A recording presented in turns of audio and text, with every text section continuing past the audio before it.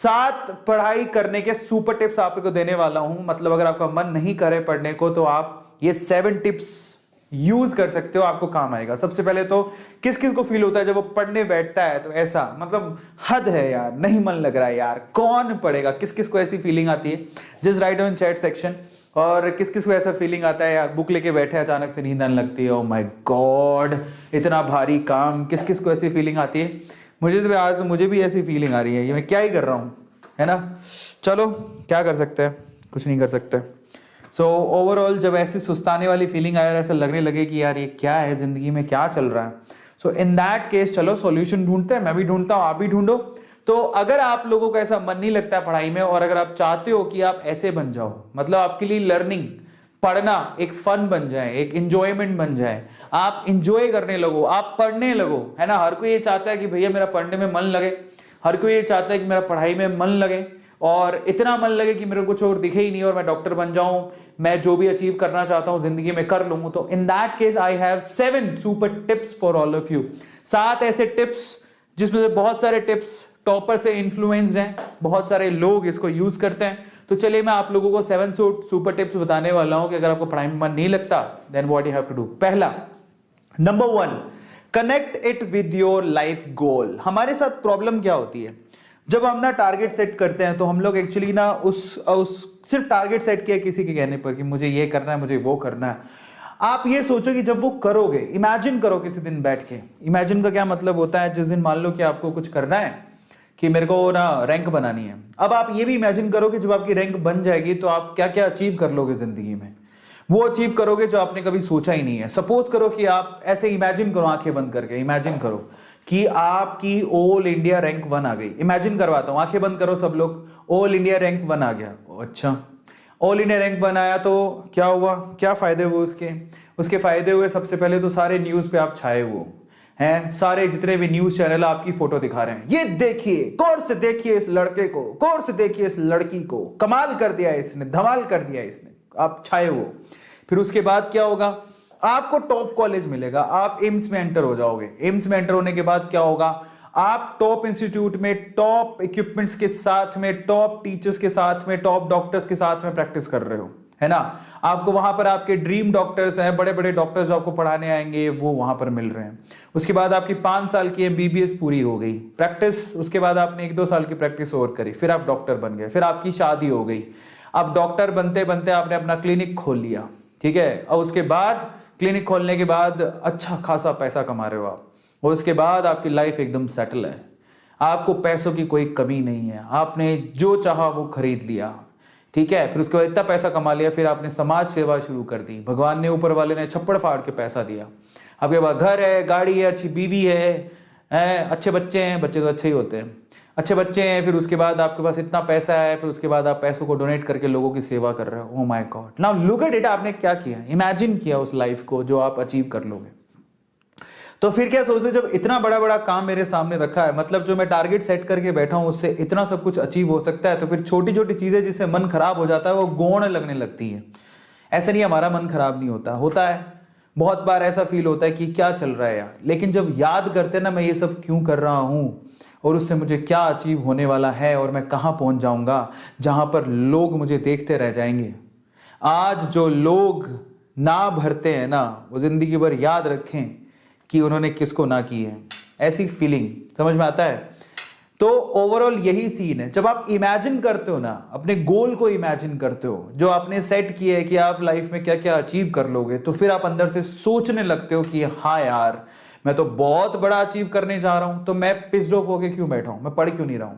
सो सबसे पहला काम आपको यह करना है कि अगर आप सेट करके बैठे हो अपने लिए कोई अच्छी लाइफ, तो प्लीज आप उसे ना, हाँ जब भी पिस्ड ऑफ हो, मन नहीं मान रहा हो, तो जो आप ऑल इंडिया रैंक 1 सोच के बैठे हो या एम्स रैंक सोच के बैठे हो, आप इमेजिन करो कि आप उससे क्या क्या कर लोगे। वो बहुत इंपॉर्टेंट है, समझ में आता है? इमेजिनेशन सेटिस्फाई करेगी आपको, फिर आपका मन लगना शुरू हो जाएगा कि यार मुझे तो बड़े बड़े सपने देखे हैं मैंने। दूसरा, study in clean and peaceful place. हमारे साथ प्रॉब्लम ये, हमारा मन इसलिए नहीं लगता कि हम क्या ही तो बैठे हैं, इतनी गंदी टेबल है जिसपे मैंने सुबह से शाम तक कचरा पट्टी कर रखी है। तो अगर आपकी स्टडी टेबल साफ सुथरी होगी, डेफिनेटली आपका मन लगेगा। समझ में आ रहा है? अच्छी साफ सुथरी टेबल होनी चाहिए जिसपे जितनी रिक्वायरमेंट है उतनी चीजें होनी चाहिए। आराम से बैठ के अगर आप पढ़ाई कर सकते हो तो that may help you a lot अपना स्टडी। देखो वैसे हम लोग देखो कुत्ते कितने प्यारे होते हैं, पर कभी आप देखना जो डॉग्स होते हैं ना, वो अपनी जगह पे जब भी बैठते हैं तो अपनी पूंछ से क्या करते हैं, झाड़ू लगाते हैं एक बार, फिर साफ करके बैठते हैं। हमें से बहुत सारे ऐसे बच्चे जो अपनी स्टडी टेबल साफ ही नहीं करते। सुबह उठ के आप जबकि आपके पास समय पूरे दिन में, अपनी स्टडी टेबल जरूर साफ करनी चाहिए। कई लोगों के तो मम्मी डैडी साफ करते हैं, आप तो हाथ भी नहीं लगाते हो। कौन कौन ऐसा जो अपनी स्टडी टेबल खुद साफ करता है? Just write down in chat section. Come on do, write down in chat section. किस किस को लगता है कि नहीं मैं तो अपनी स्टडी टेबल खुद साफ करता हूं भाई? Come on, just write down in chat section. है ना? करनी चाहिए यार, खुद को साफ करनी चाहिए, दिन में एक बार साफ करनी चाहिए। जगह साफ सुथरी होगी तो आपका मन लगेगा। ठीक है, ऑब्वियसली। तीसरा, कीप ऑल डिस्ट्रैक्शंस अवे। जब आप देखो आपका मन क्यों नहीं लग रहा, मन इसलिए नहीं लगता, कई लोगों का मन पता है क्यों नहीं लगता, मैं बताता हूं। मैंने एक फोटो डाली, मैंने क्या किया, एक फोटो डाली, या मैंने एक वीडियो डाली सोशल मीडिया पे, मे बी फेसबुक पे डाली हो, मे बी इंस्टाग्राम पे डाली हो, मे बी कहीं शॉर्ट प्लेटफॉर्म पे डाली हो। मैं इंतजार करता रहा, मैंने सोचा कि 100 व्यू आएंगे, 50 एक लाइक आ जाएंगे, और देख रहा हूं तो 10 व्यू आए और एक भी लाइक नहीं आया। ऐसा होता है ना? कई लोगों ने फोटो डाली है ऐसे सच के, ऐसे करके पाउट करते हुए, ऐसे करके कई लोग फोटो डालते ऐसे पाउट करते हुए, ऐसे ऐसे लगे फोटो डाल रखी है। अब फोटो कोई देख नहीं रहा, फॉलोवर बढ़ नहीं रहे, फोटो पे आज कोई फोटो फाटो पे कोई लाइक कर नहीं रहा। अपने अब दूसरे छोड़ो, अपनों ने भी लाइक नहीं किया, पापा ने लाइक नहीं किया, मम्मी ने लाइक नहीं किया, बड़े भाई ने लाइक नहीं किया, छोटी बहन ने लाइक नहीं किया, बड़ी बहन ने लाइक नहीं किया, तो सुस्ता जाते हैं। ओ माय गॉड, मेरी तो सारी मेहनत ही खराब हो गई। नहीं, मेरी तो सारी मेहनत ही खराब हो गई। तो इन दैट केस उस वे से आपका मन खराब होने लगता है। अब समस्या को जड़ को पकड़ो। पहली बात तो आपने जो फोटो खींची, जो सेल्फी ली, वो आपने अपने लिए ली है कि दूसरों के लिए ली है? आप अपने लिए जी रहे हो कि दूसरों के लिए जी रहे हो? अगर आप दूसरों के लिए जी रहे हो और सब कुछ दूसरों के लिए कर रहे हो तो आप जिंदगी में बड़े ट्रबल में रहोगे और हर बार ही पिस्ड ऑफ ही रहोगे। समझ में आता है? ये बहुत बड़ी प्रॉब्लम है। So in that case what I am saying is distractions को दूर रखो। आपने फोटो डाल दी, उसके लिए बुराई नहीं है, फोटो डालनी चाहिए, लेकिन एक्सपेक्टेशंस बंद कर दो। जाके देखना बंद कर दो कितने लाइक आए, कितने डिसलाइक आए। हाय उसने अभी तक लाइक नहीं किया, हाय उसने अभी तक लाइक नहीं किया, ये झटके बंद कर दो। भाड़ में जाए, समझ में आ गया? भाड़ में जाए, हमें क्या करना है, लाइक करा नहीं करा, मेरी फोटो अच्छी आई है, मैंने तो अपने आप, मैं क्या करता हूं बताया, मैं कुछ भी डालता हूं, मैं अपनी फोटो को सबसे पहले लाइक करता हूं, क्योंकि मैं ये मानता हूं कि मैं मेरे लिए सबसे इंपॉर्टेंट हूं। समझ में आ गया? देखो यहां पर मेंटालिटी का कितना फर्क पड़ता है। और आज मैं अपने मन की बात आपसे कह रहा हूं, जरा ध्यान से समझना। मैं क्या करता हूं, मैं कुछ भी सोशल मीडिया पे अपलोड करता हूं, सबसे पहले मैं खुद ही खुद को लाइक करता हूं, किसी और के लाइक करने से पहले, क्योंकि मैं ही सबसे इंपॉर्टेंट हूं। और आपकी जिंदगी में सबसे इंपॉर्टेंट पर्सन ने अगर लाइक कर दिया तो खत्म हो गई कहानी ना। दूसरे लाइक करे नहीं करे तो क्या फर्क पड़ता है? सो वहां से आपका ना डिस्ट्रैक्शन खत्म होने लगता है, उदासी खत्म होने लगती है जब आप अपने आप को इंपॉर्टेंस देते हो। मैं शाहरुख खान का एक भाषण देख रहा, मतलब स्पीच दे रहा था, वो स्पीच देख रहा था। तो शाहरुख खान क्या कह रहा था, देखो तो तुम दूसरों का भला करो नहीं करो, दूसरों के बारे में सोचो नहीं सोचो, अपने बारे में सबसे पहले जरूर सोचो।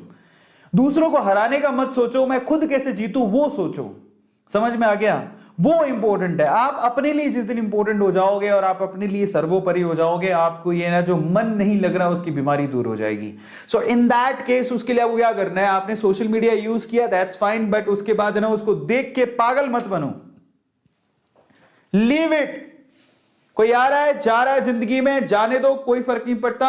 आप अपने लिए इंपॉर्टेंट हो, इतना बहाव में मत बहो, ये सोशल मीडिया में ज्यादा फंसो मत, ठीक है? इनसे थोड़े दूर ही रहो तो फायदा मिलेगा। सारे सोशल मीडिया के आपको दिख रहे होंगे, इंस्टाग्राम, स्नैपचैट, कई बच्चे स्नैपचैट पर हैं, इंस्टाग्राम पर बहुत सारे बच्चे हैं, स्नैपचैट, ये पिनिंटरेस्ट, ट्विटर पे तो क्या ही देखते हो तुम, गूगल प्लस, व्हाट्सएप, फेसबुक, ये पता नहीं किसका सिंबल है, ये टी तो ट्विटर ही होगा, पता नहीं क्या है टी, टेलीग्राम या लिंक्डइन पे तो तुम क्या ही बात करते होगे। तो ये सारे सोशल मीडिया जो पंगे ही है एक तरह के, समझ में आ रहा है? और इनसे दूर रहो। उसके बाद चौथा सबसे इंपॉर्टेंट है, set small target per day. हमारे साथ ये भी समस्या है, बहुत सारे बच्चे आज मैं ये चैप्टर पूरा खत्म कर दूंगा और उसके साथ 100 सवाल कर डालूंगा। इतना बड़ा टारगेट सेट करते हैं, पहाड़ जितना टारगेट सेट कर लिया और नीचे से 2 सीढ़ी चढ़े नहीं, टट्टी निकलनी चालू हो जाती है। नो मतलब इसको उस वजह से मत करना। मैं पंजाबी हूं तो हमारे यहाँ क्या होता है, एक पैट डायलॉग है, ठीक है। सो पॉटी निकल गई, so in that case that is called पसीना निकल गया, काम बहुत भारी था। यहां पर मैं आपसे कहूंगा कि आप इतना बड़ा टारगेट अपने ऊपर सेट मत करो, स्मॉल टारगेट्स बनाओ, स्मॉल। समझ में आता है, धीरे धीरे ऊपर बढ़ो, धीरे धीरे, कोई फर्क नहीं पड़ता। Are you getting my point? तो आप सिर्फ ये सोचो कि ठीक है आज बायोलॉजी में जितना पढ़ा मुझे सिर्फ उतना रिवाइज करना है और उससे रिलेटेड 5 सवाल कर लूंगा, बहुत है। आप अपने टारगेट धीरे धीरे बढ़ाओ, एकदम से मत बढ़ाओ। जब एकदम से बढ़ा देते हो वो टारगेट अचीव नहीं होते हैं तो आपको अंदर से क्या होते हैं, उदासीनता फील होने लगती है, मन लगना बंद हो जाता है कि मेरे टारगेट ही अचीव नहीं हो रहे हैं, क्योंकि आपने अनरियलिस्टिक टारगेट बना के रखे हैं। तो डेली छोटे छोटे स्टेप से बढ़ो ना आगे, धीरे धीरे छोटे छोटे स्मॉल स्टेप लो। आप अपने आप क्या करते जाओगे, ग्रो करते जाओगे। तो छोटे छोटे टारगेट सेट करो जिससे आपका मन लगेगा पढ़ाई में, क्योंकि जब आप अचीव कर लोगे तो हाँ मैंने तो कर लिया, मैंने कल रात को सोचा था मैं बायो का ये चैप्टर करूंगा और उससे रिलेटेड 10 सवाल करूंगा, मैंने कर लिए, फिर हाँ मजा आ गया, अब मैं टारगेट सेट करूंगा। सो इन दैट केस पढ़ाई में मन लगना शुरू हो जाता है। एंड फाइनली 5वां पॉइंट है, make studies more interesting, more funny. जैसे कि आज मीनाक्षी मैम ने किया था, आपको पता होगा मीनाक्षी मैम ने क्या किया था। मीनाक्षी मैम ने अपना एक नया सीरीज शुरू किया है, बायोलॉजी धुन। मैं आपको गारंटी देता हूं मेरे प्यारे बच्चों, आप याद रखिएगा, कई बायोलॉजी टीचर सिर्फ शोशा पे ही जिंदा हैं, लेकिन कई लोग टैलेंटेड होते हैं। समझ में आ गया? So she is one of them. और ये पढ़ाई पे ध्यान दे रही हैं, ये बच्चों को सिखाने में ध्यान दे रही हैं, ये बच्चों को ये समझा रही हैं आपके लिए नीट का एग्जाम इंपॉर्टेंट है, बच्चों को ये समझा रही हैं आपके नीट के टारगेट इंपॉर्टेंट है, आपको अलग अलग वे से पढ़ा रही हैं। She is the number 1 teacher I can say freely in India right now who is focusing more on study, more on teaching rather doing else. समझ में आ गया? सो फाइनली आप ऐसे निमोनिक्स और ऐसे अगर आप लोग फैकल्टी से पढ़ते हो तो आपको टेंशन ही क्या है। सेम वे जैसे मीनाक्षी मेहनत कर रही है वैसे ही सचिन भी मेहनत कर रहा है फिजिक्स में, वैसे ही सौरभ भी मेहनत कर रहा है बॉटनी के अंदर। तो आपके पास टॉप मोस्ट फैकल्टीज हैं, आपको और चाहिए क्या। यहां पर आप लोगों के फ्यूचर को ध्यान में देखा जा रहा है, आप लोगों के लिए किया जा रहा है, शोशा के लिए नहीं है कुछ। यहां पर फोकस किया जा रहा है आपके ऊपर, यहां पर फोकस किया जा रहा है आपकी स्टडी के ऊपर, आपके टारगेट के ऊपर। हम लोग ध्यान दे रहे हैं कि आप पढ़ाई में मन लगा सको, ठीक है। इसलिए मैं आपसे कहता हूं कि जुड़ो। और इसके अलावा क्या करते हैं हम लोग, पूरे चैनल पे आप लोग के लिए फन क्विजेस होते रहते हैं, मेंटी क्विजेस करवाते रहते हैं, ताकि आप लोगों को और इंटरेस्टिंग बना सके पढ़ाई को। आप हमारे साथ मेंटी क्विज खेलते हो जिसमें आप खुद पार्टिसिपेट कर सकते हो, तो ऐसे वे से आप अपने पढ़ने में मन लगा सकते हो, है ना। एंड छठा पॉइंट क्या है, don't take it as a burden. बहुत सारे बच्चे हैं जो कि इसको एज अ बर्डन ले लेते हैं, है ना। इतना सारा सिलेबस है, देखो बर्डन है, लेकिन बर्डन की तरह ट्रीट मत करो उसको, नहीं तो आप कुछ पढ़ ही नहीं पाओगे। ट्राई टू अंडरस्टैंड, और समय खराब होता चला जाएगा। सो बेटर है कि आप उसको बर्डन की तरह मत लो, रिलैक्स होके पढ़ो, आराम से पढ़ो, टारगेट ओरिएंटेड होके पढ़ो। That is really very important. समझ में आता है? आप इतना बर्डन मत लो पढ़ाई का। जैसे कि मैं आपको एग्जांपल देता हूं, आपको मैं बर्डन के पढ़ने से एग्जांपल देता हूं। हमारे एक टॉपर है जो शायद लास्ट ईयर की टॉपर है, वो क्या कहती है, वो नीट की टॉपर है और वो सजेस्ट करती है आपको, क्या कहती है, she is Akanksha Singh, 720 out of 720। All India rank second था सिर्फ एज की वजह से, अदरवाइज नंबर के हिसाब से शी इज द टॉपर।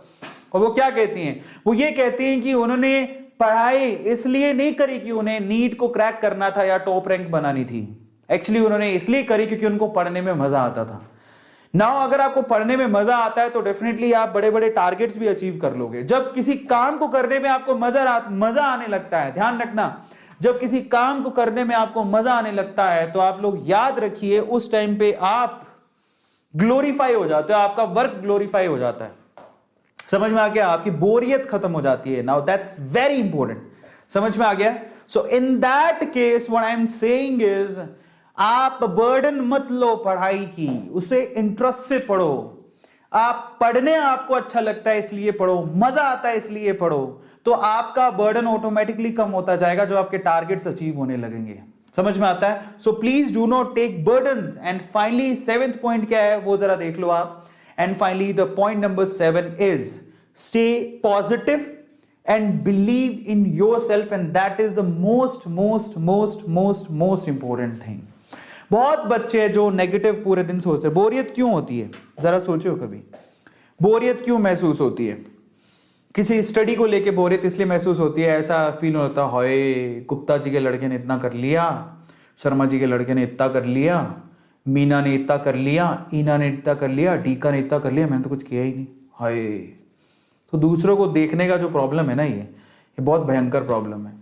यहां से डिससैटिस्फैक्शन और नेगेटिविटी आने लगती है। आप किसी से कंपैरिजन मत करो। आपके पास जो है वो दूसरों के पास नहीं है, और जो दूसरों के पास है वो आपके पास नहीं है। सो आप क्यों कंपैरिजन कर रहे हो? आपकी और उसकी कंडीशन सेम नहीं है। सेम एक ही चीज है, उसके पास भी 24 घंटे है, आपके पास भी 24 घंटे हैं। तो better to focus on that 24 hours.